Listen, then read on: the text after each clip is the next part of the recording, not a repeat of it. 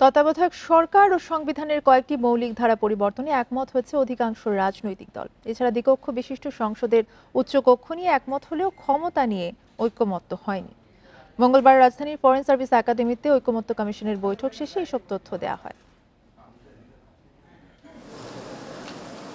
ফেব্রুয়ারিতে গঠিত ঐকমত্য কমিশনের মেয়াদ এ মাসেই শেষ, কিন্তু এখনো অনেক মৌলিক বিষয়ে একমত হয়নি রাজনৈতিক দলগুলো।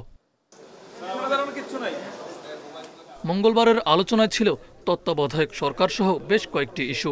বৈঠক শেষে রাজনীতিবিদরা জানান, তত্ত্বাবধায়ক সরকার প্রবর্তনে একমত হয়েছে দলগুলো, তবে গঠন প্রক্রিয়া এখনো চূড়ান্ত হয়নি। এছাড়া সংসদের উচ্চকক্ষ সদস্যদের ক্ষমতা নিয়েও দ্বিমত রয়েছে দলগুলোর।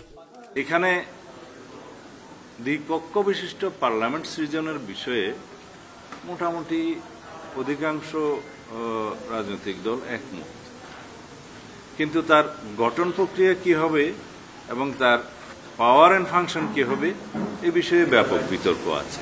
অধিকাংশ দল পিআর পদ্ধতিতে উচ্চকক্ষের আসন বিন্যাসের ব্যাপারে একমত হলেও বিএনপি এবং তার সঙ্গে গুটিকতক দল তারা পিআর পদ্ধতিতে উচ্চকক্ষের নির্বাচন চায় না। এই যে ৬টার নাম বললাম, এই ৬টার ভিতরে ৫টা দলেই পিআরের পক্ষে। সুতরাং পার্সেন্টেজ অফ পপুলার সাপোর্ট এটা আপনারা যোগ্য করে নিলেই আমরা এটা পাবো। সংবিধানের বেশ কয়েকটি ধারা পরিবর্তনেও একমত হয়েছে দলগুলো, আর কিছু বিষয়ে সিদ্ধান্ত নেওয়ার ভার দেওয়া হয়েছে ঐকমত্য কমিশনের ওপর। যেহেতু রাজনৈতিক দলগুলো এবং জোটগুলো এ বিষয়ে কোনো ঐকমত্যে আসতে পারছেন না, সেহেতু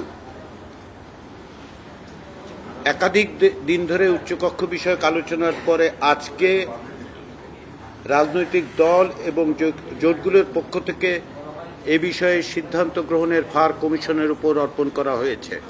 রোববার আবার বৈঠক হবে, সেদিন আলোচনা হবে নারী এমপি নির্বাচন প্রক্রিয়া নিয়ে।